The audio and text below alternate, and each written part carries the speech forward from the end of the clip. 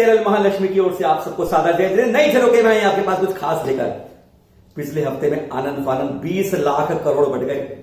भाई हमें तो नहीं मालूम चलती फटाफट के 20 लाख करोड़ में कितनी बिंदी आती, शायद आप भी तुरंत नहीं बता पाएंगे। पर अगर आपको मिले हैं छप्पर फाड़ के तो हमारी हार्दिक शुभकामनाएं, बहुत बहुत शुभकामनाएं आपको। और अगर नहीं मिले हमारी तरह तो भैया काम करो, भगवान ने हाथ दिए हैं, कर्म करो, मेहनत करो, खाओ पियो। जी हाँ, अब बात करते हैं इसके बाद हम आपसे कोरोना की। जी हाँ, वह कोरोना जिसने पूरे विश्व को अपनी उंगलियों पर नचा दिया है। आज हम उस गिनती में, जैसे है ना हम ओलंपिक में चलते हैं तो मेडल में हमेशा पीछे रह जाते हैं, पर यहां पर हम जैसे गोल्ड मेडल तड़प रहे हैं, 11वें स्थान पर पहुंच गए हम। अब आप यही कहेंगे भाई हमें 130 करोड़, कोई 5 करोड़, 10 करोड़, 15 करोड़, 20 करोड़ है, उससे क्या मुकाबला करेंगे हम? वहां तो गिनती होगी कम। चलिए इसके लिए मुकाबला करते तो हम अपने से भारी से करते हैं चाइना। जी हाँ, हमसे ज्यादा आबादी है, हमसे ज्यादा बड़ा क्षेत्र है।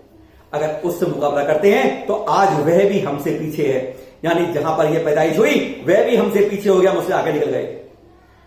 चीन के अंदर 80,000 की गिनती पार करने में 176 दिन लगे थे, 176 days to reach the 80,000 corona positive. लेकिन हमने उस आंकड़े को 106 दिन में छू लिया। इतनी तेजी से बढ़ रहे हैं और उसके यहां केवल 2-3 प्रांतों में ही फैल पाया, वो इतनी जल्दी कंट्रोल कर लिया। आज हमारे 27 स्टेट्स और यूनियन टेरिटरीज में आज कोरोना पॉजिटिव है। 90% of India is covered by corona positive, जबकि चाइना में केवल 10% के अंदर रहा। ऐसी हमारी स्थिति है, क्योंकि हम पहले 20-25 दिन तो तालियां पीटते रहते हैं, कहते हैं लॉकडाउन है, हम जीते जाएंगे, कोरोना से अंदर रहेंगे, कोरोना बाहर रहेगा, मर जाएगा, खत्म हो जाएगा। क्योंकि हमारी सोच ही ऐसी है, हमारा एग्जीक्यूशन ऐसा है, इसलिए हम पीछे चल रहे हैं। और इसलिए एम्स के डायरेक्टर को कहना पड़ता है कि असली तो तकलीफ जून के अंदर आएगी। 1 लाख पहुंचने के बाद तकलीफ तो अब शुरू हुई है हमारी, क्योंकि आज हमारा जो मजदूर था वह भी इतना मजबूर हो गया, वह कहता साहब हमें कोरोना से डर नहीं लगता, इस भूख के पेट से लगता है। आज हालत क्या हो गई है देश की कि 40 करोड़ में से 10 करोड़ बेरोजगार हो चुका है। और आज हमारी क्या व्यवस्था सरकारों ने की थी, आज सड़कों पर, रेल की पटरियों पर वह साफ नंगा दिख रहा है। कितनी मौतें हो रही हैं, कितने तड़प रहे हैं। एक टांग से चल रहा है दिव्यांग, जिसके पेट में बच्चा है, वह चल रही है सड़कों पर किलोमीटर पैदल। अगर वे चलते हैं तो पुलिस पीटती है और वापस आते हैं तो पेट पीटता है उनको। कहीं हमारी व्यवस्था नहीं है। इतना तड़पा दिया है हमने शहरों से मजदूर को कि आज वह दोबारा उस काम के लिए आने तक से मना कर देता है। और खेल देखिए हमारी सरकारों के प्रशासन का, उसे हम गांव में भेज रहे हैं और इधर इंडस्ट्री, कंस्ट्रक्शन, इंफ्रास्ट्रक्चर को खोल रहे हैं। कौन करेगा उसमें काम? बड़े सोचने की बात है, चिंतनीय बात है कि हम कैसे अपने को पटरी पर लाएंगे जब हमारी गाड़ी पटरी से पूरी तरह उतरी पड़ी है।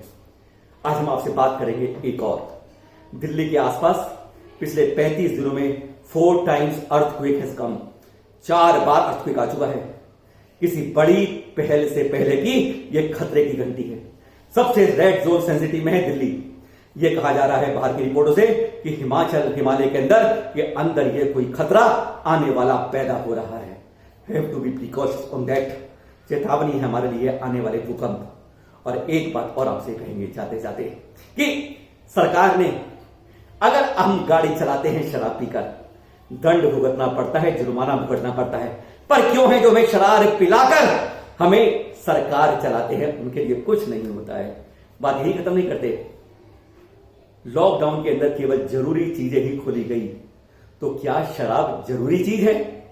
सोचने वाली बात। अगर आप ये भी कह देते हैं चलिए जरूरी चीज है शराब, क्योंकि इंजूरियस टू हेल्थ तो लिखा होता है, धीरे धीरे वो खुद को नहीं मारती, पूरे परिवार को मार देती है। शराब इतनी खराब चीज है। लेकिन एक बात और, एक बात सरकार की तरफ से यह भी आई, जरूरतमंद चीजों पर किसी ने अनावश्यक रूप से बढ़ाया तो उस पर कार्रवाई होगी। और सरकारें ही उसका दाम बढ़ाती हैं अगर जरूरत मानती है, तो उन पर कार्रवाई क्यों नहीं होती? चलिए आज यही बात कर रहे थे आपसे राष्ट्रीय खबरों के अंदर।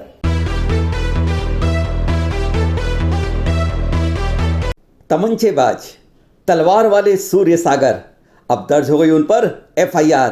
जैन समाज ने दिखाया उनको बाहर का दरवाजा। जैन संत को कर दिया बेदखल। जी हां, इसकी बात कर रहे हैं आपसे आज। लेकिन सबसे पहले आगे बढ़ने से पहले हम आपको साफ कर दें, यह घटना हो रही है, वाकया हो रहा है जिन्हें कथित आचार्य सूर्य सागर कहते थे, जिनके बारे में हमने 8 महीने पहले बहुत तेज आवाज उठाई थी। हम लगभग 10 से 12 आचार्यों से मिले थे और 5-6 बड़ी समितियों से 10-12 विद्वान से मिले थे कि इसके विरोध में आवाज उठवाएं, हमारे साथ मिले, लेकिन तब किसी ने आवाज नहीं उठाई थी। हम इस बात को आगे बढ़ाने से पहले साफ कह दें, यह बहुत अच्छी बात है कि उसके आगे से हम जैन संत हटाना चाहते हैं। बहुत अच्छी बात है अगर किसी ने कही है, पर बात इसके साथ ये नहीं, हम इस बात के पक्षधर हैं कि जो हमारे संतों के विरोध में बोलता है, हम उसके विरुद्ध आवाज उठानी चाहिए, तुरंत कार्रवाई करनी चाहिए, पर पिक एंड चूज की पॉलिसी नहीं होनी चाहिए। एक मौलाना हमारे महाराजों के पीछे इतना गंदा बोल रहा है, लेकिन उस पर हम कोई कार्रवाई नहीं करते। जैन फूड्स के रूप में एक जैन संत बंधु गिरफ्तार हो जाता है, पर हमारे संगठन उसके विरुद्ध नहीं बोलते हैं। हमें लगता है तब के पिक एंड चूज की बात हो रही है। अगर किसी संत के विरुद्ध बोलना है तो सभी संतों को बराबर करके, बराबर अधिकार करके बोलना होगा, सर्वसम्मति से बोलना होगा। पर बात कहीं प्रश्न उठाती है, क्या श्रमण संघ के ऊपर श्रावक कुछ निर्णय कर सकते हैं? हमारा आगम ने कभी कहा है कि हम श्रमण संघ पर कोई अपना निर्णय डाल सकते हैं? क्या स्थितिकरण उपगोहन के जो फार्मूले हमें रोज सुनाए जाते हैं, क्या हमने किसी ने उस संत से जाके पूछा, समझा, बताया, कहा, या किसी और साधु ने हमें इस बारे में कहा? नहीं, किसी ने नहीं कहा। हम ये बात इसलिए कर रहे हैं कि एक कदम हमारा आगे परंपरा बन जाता है और फिर हम उसी तरीके से चलने लगते हैं। क्या श्रमण संघ पर श्रावक कंट्रोल कर लेगा? क्या यह फैसला किसी समाज के बीच में हुआ, या वीडियो कॉन्फ्रेंस में 10 जनों ने कहा, 16 जनों ने कहा और बाद में 5 के नाम अपने आप जोड़ दिए जाते हैं? क्या यह सर्वसम्मति का फैसला है? फैसले पर निर्णय नहीं करने के किसके अगेंस्ट किया। और हम फिर दोबारा दोहराना चाहते हैं, सूर्य सागर जी जो भी शख्स हैं, उनको आचार्य पद, उनकी भाषा इतनी गंदी है, इतनी गंदी है, इतनी गंदी है कि कहा नहीं सकता, उनको इस पद के लायक नहीं मानना चाहिए। पर यह आज नहीं, वो 2012-13 से बोल रहा है वह शख्स, लेकिन आज तक कार्यवाही क्यों नहीं की? हमसे पहले एक मिस्टर वगेला ने मुस्लिम संप्रदाय पर 4 शब्द बोले, तुरंत कार्यवाही कर दी है, और हम 8 साल से ही गालियां सुनते आ रहे हैं, तब हम चुप रहते हैं। क्यों? क्या हमारे कान सुनते पकत नहीं जाते? क्या हमें बर्दाश्त क्षमता इतनी है कि हम साधुओं के प्रति इतने गंदे शब्द सुन लेते हैं? सवाल यहां उठता है कि हम कब चौंकते हैं, कब उठते हैं, क्या करते हैं? पिक एंड चूज की पॉलिसी क्यों रखते हैं? मन आया तो कर लिया, मन आया तो नहीं किया। क्या तीर्थ क्षेत्र कमेटी है, शास्त्रीय परिषद है, कोई भी समिति है, क्या इनके नियमों के अंदर यह लिखा हुआ है कि आप श्रमण संघ पर कार्रवाई कर सकते हैं? क्या उनके नियम इस तरह के हैं, या कोई बात है बेनियम कर देते हैं? आज चिंतन इस बात का करिए। पर हम इस बात से खुश हैं कि हमने ऐसे साधु को नकार दिया, बेदखल कर दिया, जो साधु कहलाने लायक नहीं है, क्योंकि वह हमारे ही बड़े बड़े साधुओं पर गाली गलौज करता है। चैनल महालक्ष्मी लगभग 1 साल पहले से पूरे जैन समाज को चेता रहा था कि जिसे कथित आचार्य पद पर बैठा रखा है, वही शख्स जैन संतों व श्रावकों को अपमानजनक भद्दी गालियां देता है, तलवार बंदूक के साथ चलता है, धमकाकर मारने, काटने, उठाने की धमकी देता है, बदजुबान बोलता है। तब हमारी बात को अनसुना कर दिया गया। किसी समिति ने आगे बढ़ने की हिम्मत नहीं की। पर सुबह का भूला अगर शाम को लौट आए तो भूला नहीं कहलाता। अब पहली बार वर्तमान काल में जैन समाज ने कोई बड़ा फैसला लेने की हिम्मत दिखाई है। कुछ समय पूर्व इन कथित संत का हमारे पास फोन भी आया था। तब हमने स्पष्ट कहा था कि जिस पद पर आप हैं उस पर रहकर अभद्र भाषा बोलना, जैन समाज व संतों के प्रति अनर्गल बातें करना एक जैन के मुख से यह सही नहीं है और यह निकल नहीं सकता। तब ये बोले, यह तो मेरा स्टाइल है। जैन समाज के खिलाफ बरसों से उल्टा सीधा बोल रहे हैं। जैन समाज न इनको समझा पाया, न इनको रोक पाया। लेकिन 5 मई को अपने फेसबुक लाइव पर एक अन्य संप्रदाय के प्रति खूब उल्टा सीधा कहा। तब अगले ही दिन बड़ौदरा ग्राम के बगौड़िया पुलिस स्टेशन में आरपी बघेला की शिकायत पर आपराधिक धारा 154 के अंतर्गत सुप्रीम कोर्ट की गाइडलाइंस के विरुद्ध होने पर एफआईआर दर्ज कर ली गई। 6 मई को सूर्य सागर 108 फेसबुक अकाउंट से जारी वीडियो पर बड़ौदरा ग्राम में आईपीसी धारा 298, 153, 505, 188 तथा डिजास्टर मैनेज एक्ट की धारा 154 के अंतर्गत यह प्राथमिकी दर्ज हुई। जब जैन समाज इसके प्रति कोई कार्यवाही अभी तक नहीं कर पाया, अब इस एफआईआर के बाद जैन संत कहना इन्हें सही नहीं होगा, क्योंकि ऐसे कुकृत्यों के कारण जैन समाज पहले ही कई बार बदनाम होता रहा है और समाज में कुछ ऐसे लोग उस संत को ढाल बनाकर दीवार के सामने खड़े हो जाते हैं सही लोगों के खिलाफ। अब ये जनाब अंडरग्राउंड है और इनका मोबाइल स्विच ऑफ, शायद पुलिस के कब्जे में हो। इस बारे में अखिल भारतवर्षीय दिगंबर जैन संस्थाओं की समन्वय समिति के साथ अन्य कई श्रेष्ठी की जूम द्वारा वीडियो कॉन्फ्रेंसिंग बैठक हुई, जिसमें तीर्थ क्षेत्र कमेटी, महासमिति, तीर्थ संरक्षणी, दक्षिण भारत महासभा, आचार्य शांति सागर फाउंडेशन की भी उपस्थिति रही। इसमें प्रस्ताव पारित किया गया कि पिछले अनेक दिनों से इसकी हरकतों की वजह से दिगंबर जैन समाज को नीचा देखना पड़ रहा है। यह जैन साधु नहीं है, बहरूपिया है, पाखंडी है, साधु परंपराओं से कोई संबंध नहीं है। इसलिए सकल दिगंबर जैन समाज उसके मुनि होने के दावे को झूठा मानते हैं। अब सरकार या कोई इसके आगे आचार्य या जैन मुनि या साधु ना लिखे और फिर उस मीटिंग में उपस्थित 16 के साथ 5 अन्यों के नाम लिखकर विज्ञप्ति जारी कर दी जाती है, जिसमें 21 नामों में Nirmal Sethi, Prabhat Jain, R Patil, Ashok Barjatiya, doctor Jeevanlal Jain, Manindra Jain, Shripal Gangwal, Jamunalal Hapawat, Prakash Barjatiya, doctor Shreyansh, Jay Kumar Jain आदि नाम हैं। अगर इसी तरह से यह सब पहले से ही एक होकर निर्णय करते तो आज तक जैन समाज में ऐसे कई दाग अब तक साफ हो गए होते। पर धन्यवाद सभी का, देर से ही सही पर एक सही शुरुआत हुई। सूर्य सागर के खिलाफ एफआईआर होने पर थाने पर दीपक शाह, नीरज जैन, निसर्ग जैन के नेतृत्व में कुछ जैन संगठनों ने प्रदर्शन किया। ओंकार पार्श्वनाथ तीर्थ पर विराजित उस कथित संत पर दर्ज एफआईआर को धार्मिक भेदभाव के चलते पुलिस अधिकारी से वापस लेने की मांग की गई। उनके अनुसार वायरल वीडियो में कोरोना फैलाने वाले तत्वों के खिलाफ कार्यवाही करने की मांग की गई है। धर्म के बारे में कोई बात नहीं की गई। समय के अनुरूप उन्होंने अपना मत रखा। इस पर पुलिस क्या कार्यवाही कर रही है यह भी उनसे पूछा गया। प्रदर्शनकारियों का दावा है कि जैसा उन्होंने कहा वैसा देश का कोई भी नागरिक कह सकता है। वहीं उज्जैन आदि से अखिल भारत हिंदू महासभा ने गिरफ्तारी के प्रयास की कड़ी निंदा की है। उनका कहना है कि कथित संत ने जमात के प्रमुख मौलाना साद की गिरफ्तारी की मांग की थी, लेकिन भाजपा ने उल्टा उन्हें ही गिरफ्तार कर लिया।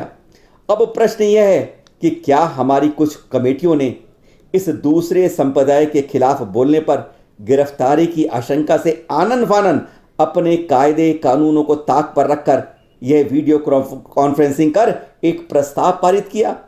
कड़वा सच तो यह है कि प्रस्ताव में कुछ उन समितियों के नाम भी थे जो ना उन वीडियो बैठक में थे, ना उनसे पूछा गया था, ना उन्हें मालूम था, पर बिना तिथि बिना हस्ताक्षर के जारी प्रस्ताव उनमें उनके नाम लिख दिए गए थे। यह निर्णय किया गया उसे हम स्वीकार करते हैं, पर आगे कोई किसी संत के खिलाफ इस तरह कार्रवाई करने से पहले उसको ढाल बना ले, यह निश्चित ही चिंता का विषय है। इसलिए कई प्रश्न चिंतनीय हैं इस समय। जो व्यक्ति 5-6 बरस से, विशेषकर पिछले 1-2 बरस से खुलकर असभ्य शर्मनाक भाषा का प्रयोग कर रहा था, उस पर आज तक ना तो किसी साधु, किसी विद्वान, किसी संस्था ने एक बार भी नहीं बोला। केवल चैनल महालक्ष्मी ने 2-3 बार जोर की आवाज उठाई, जिस पर धमकियां भी मिली। संस्थाओं से कहा तो किसी ने कहा चुप रहो, क्यों बोलते हो, तो और किसी ने कहा यह उनकी परिधि में नहीं आता तो क्या करें। इतने अंतराल में क्या किसी संस्थान के किसी पदाधिकारी ने उस कथित संत के पास जाने का प्रयास कर समझाने की कोशिश की? क्या कोई पत्र भी लिखा उन्हें? किसी संघ के आचार्य से बयान लिया गया इस बारे में? या फिर एक अन्य संप्रदाय के चलते केस पर अपने कपड़ों पर दाग न लग जाए, आनन फानन एक तरफा निर्णय पिक एंड चूज के अंतर्गत ले लिया? मौलाना एडजिस के खिलाफ अब तक कोई कार्रवाई नहीं की गई। कुछ अन्य संतों ने भी पूरे संत संघों को ही नहीं, पूरे जैन समाज को बदनाम कर दिया है। अभी हाल में 18 मई को जो है संरक्षणी सभा, उसने एक गृह मंत्री नाम में पत्र लिखा जो आप यह देख रहे हैं। इस पत्र में लिखा गया कि मौलाना ने कुछ इस तरह कहा, ना उसके मौलाना के अकाउंट का लिंक है, ना उस यूट्यूब का लिंक है, यानी केवल लीपा पोती कर एक सोशल मीडिया पे पत्र डाल दिया जाता है कि हम कार्यवाही करते हैं। वास्तव में ऐसे पत्रों का सिर्फ एक हम डस्टबिन के अलावा यह पत्र ऐसे कहीं नहीं जाएंगे जिसमें कोई सपोर्टिव डॉक्यूमेंट या सपोर्टिव नामों के रूप में कुछ ना लिखा हो।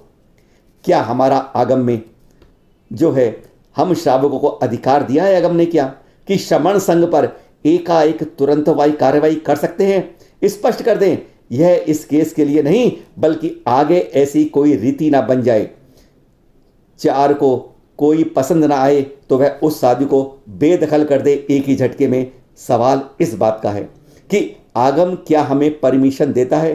क्या कोई विद्वान बताएंगे? उसमें कुछ विद्वानों के नाम भी लिखे हैं, क्योंकि इससे पूर्व के इतिहास में, अतीत में हमने कई बार बात की तो स्पष्ट कहा गया कि केवल गुरु ही एक संत के प्रति निर्णय ले सकता है, श्रावक को ऐसा कोई अधिकार नहीं दिया गया है। लेकिन कुछ जगह पर काफी ज्यादा बात पर जब कोई संघ में साधु नहीं बोल रहा हो, करवा रहा हो, तब समाज ही कार्यवाही एक अंश ले सकता है, जिसका आज तक इस्तेमाल नहीं किया गया।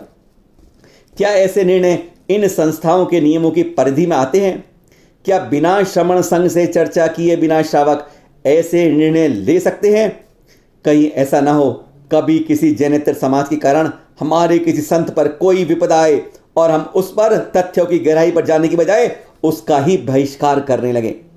हाँ, सूर्य सागर को बहुत पहले ही जैन संत नहीं कहा जाना चाहिए था, पर ऐसा कई बरस से नहीं किया गया, आवाज उठाने पर भी नहीं किया। फिर एकाएक जब कुछ समय से ऐसा नहीं बोला था, तब अचानक ऐसी कार्यवाही क्यों की गई? कहीं किसी और इशारा तो नहीं करती? क्या इस तरह की गलत चर्या करने वाले अन्य संतों पर भी कार्यवाही करने के लिए यह संगठन क्या इसी तरह हिम्मत दिखा पाएंगे? ऐसे कई प्रश्न आज उभरते हैं, जिसका हल जानना आज जरूरी हो जाता है। तीर्थों पर चरमराती व्यवस्था, सहयोग न होने से अब हुई हालत खस्ता। 10 हफ्ते के लॉकडाउन के कारण देश के कई तीर्थों पर उचित दान न आने कारण अब वहां की व्यवस्थाएं चरमराने लगी हैं। अपने 400 वर्ष से ज़्यादा के इतिहास में श्री महावीर जी ने कभी नहीं सोचा होगा कि अब मूल प्रतिमा के आगे प्रतिमा रखकर 11,000 रुपये इकट्ठे करने पड़ेंगे। आज श्रावकों को लॉकडाउन में आकर्षित करने के लिए टीवी पर प्रातः 7:10 से अब अभिषेक शांति धारा का ऑफर दे रहे हैं कि वह आपका नाम भूलेगा। 11,000 रुपये सहयोग करें, दान करें या शुल्क देने पर।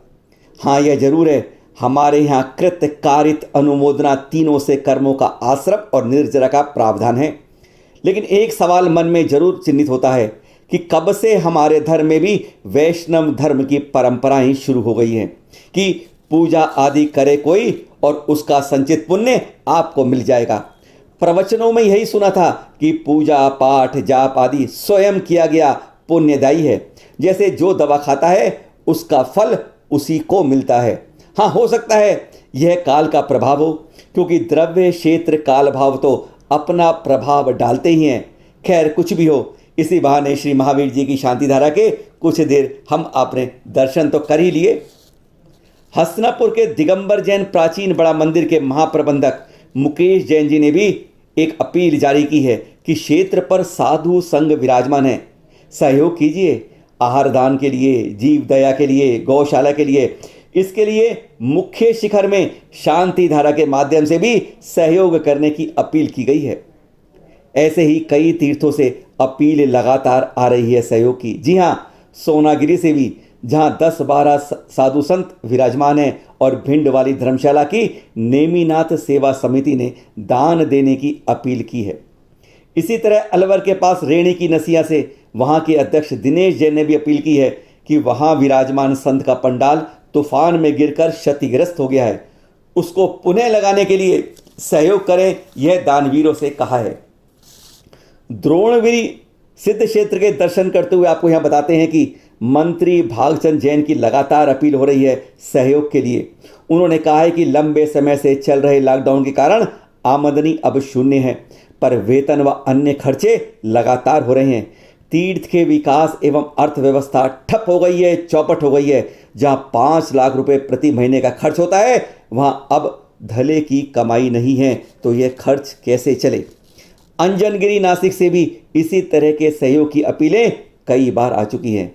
ऐसे अन्य कई मंदिर व तीर्थ हैं जहां अचानक लॉकडाउन होने से साधु संतों को एकदम रुकना पड़ा और अब वहां नियमित मिल रहे दान में 2 माह से एक विराम लग गया है। वहाँ की व्यवस्थाओं के लिए अब जो चरमराने को जैसे मजबूर हो गई हैं। कुछ मंदिरों से यहाँ तक सूचना मिली है कि साधुओं को वहाँ से विहार करने के लिए दबाव तक बनाया जाने लगा है, जो बहुत ही गलत और खतरनाक है।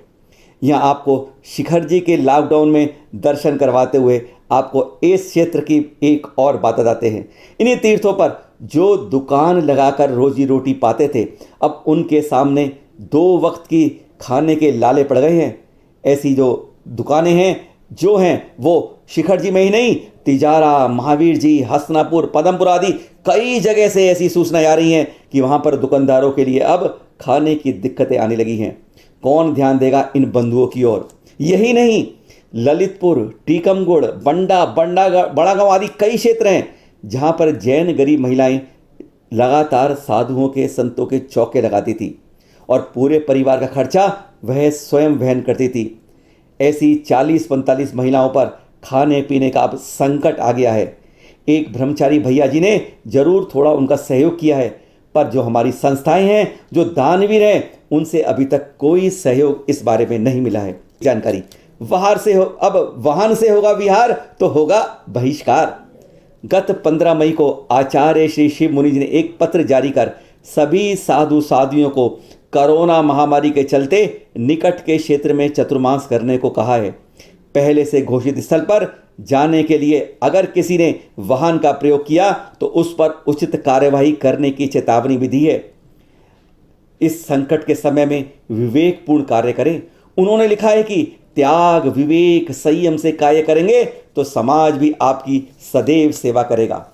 अगली जानकारी, तपती गर्मी में संतों का विहार कुछ इस तरह हो तो सर्दी हो या गर्मी हो या बरसात हो, नग्न तन दिगंबर संत बिना किसी आवरण के विहार करते हैं। इस तरह की छाया देने वाली छातानुमा वस्तु का उपयोग कर सकते हैं क्या? हाँ, इसे वाहन कभी मत कहिएगा, क्योंकि इस पर बैठा नहीं जाता। श्रावक चलाते हैं साइड से और संत विहार करते आगे बढ़ते जाते हैं। हाँ, इस पर विद्वान जरूर दोष डाल सकेंगे कि यह सही होगा या गलत। अगली खबर, भगवान बाहुबली की मूर्ति निकली। कुछ समय पूर्व नैनवा से 30 किलोमीटर आगे करवर में बाबूलाल जी पटवारी के मकान की नींव की खुदाई में भगवान बाहुबली भगवान की यह प्रतिमा निकली है। यह कितने वर्ष प्राचीन है, अभी इसकी कोई प्रमाणिक जानकारी नहीं मिल पाई है। भगवान पारसनाथ का पंचामृत अभिषेक। हाँ, कुछ लोग हमें बार बार कहते हैं कि हम तेरापंथी हैं और अन्य पंथों का हम विरोध करते हैं। आज यहाँ श्री हमचा जी भगवान पार्श्वनाथ की पंचामृत अभिषेक दिखाते हुए प्रभु के समक्ष दोहराते हैं कि हम जैन हैं। श्वेतांबर, दिगंबर, 13, 20 मंदिर मार्गी, स्थानकवासी सभी इस विशाल जैन वृक्ष की शाखाएं हैं। हम विरोध तब करते हैं जब परंपराओं को तोड़ा जाता है, बदला जाता है। पुनः दोहराएंगे हम, जो परंपरा जहां है वहीं रहे, उसको बदलने का प्रयास कभी मत कीजिए। हम बहुत पहले ही पंथवाद संतवाद में बढ़ गए हैं। अब इस पर एक विराम लगा दें और जैन वृक्ष की समकक्ष इस बड़े वट वृक्ष की छाया में एक साथ मिलकर रहें खुशियों के साथ। और यह है अरिहंत प्रशाण मूर्ति, 1000 से ज़्यादा वर्ष प्राचीन, बिना चिन्ह के यानी लांछन के। वह काल था जब न भगवान बांटे जाते थे, न पंथों में जिनवाणी बांटी थी। इतनी अनमोल थी हमारी संस्कृति। 450-500 वर्षों से मूर्तियों को पंथों में बांटना बनाना शुरू कर दिया। और तो और 50-100 साल से अधिष्ठायक देवों की भी भक्ति की परंपरा अब शुरू हो गई है। आज इतना ही खबरों में, लेकिन एक बात और आपसे कहेंगे कि हम किसी के बारे में कोई बात करें, पिक एंड चूज ना करें। हमारे जैन समाज के अंदर बहुत मजबूरियां हैं लोगों की। कई जगह तीर्थों में जो जरूरत पड़ रही है, उन मंदिरों से जुड़े पुजारी और जो लोग हैं, आसपास के दुकानदार हैं और जो महिलाएं जो चौका लगाती थी, जो आज बेरोजगार पड़ी है, जिनसे पूरा परिवार, इनकी भी आर्थिक मदद के बारे में हमें समाज को सोचना होगा। ये लॉकडाउन इतनी जल्दी खत्म नहीं होगा, रोजगार इतनी जल्दी नहीं मिलेगा। हम सबको इस बात में देखना होगा। आप लोगों से भी कहेंगे, आप लोग हमारे साथ जुड़िए, जो भी जानकारी रखते हैं हमारे साथ जुड़िए, इस कार्य को बड़ा बनाइए। 9911069082 पर हमें व्हाट्सएप कीजिए, जानकारी भेजिए। info@दैनिकमहालक्ष्मी.com पर भी हम चाहते हैं कि हमारी रिपोर्टिंग टीम बहुत बड़ी हो जाए, हर तरफ फैल जाए। आपके क्षेत्र में कोई समाचार है, जानकारी है, आप हमारे साथ मिलकर यह कारवा करें, यह कारवा हम पूरे देश में बनाएं, जैन जागृति को हम देश में नहीं विश्व में समझा सकें। हम चाहेंगे इसके अंदर आप भी हमारे जुड़िए इस नंबर पर जो लिखा हुआ आप देख रहे हैं। फिर मिलेंगे आपसे नए एपिसोड में। फॉरवर्ड करिए, शेयर करिए, आपकी इच्छा पर है। सादर जय जिनेंद्र।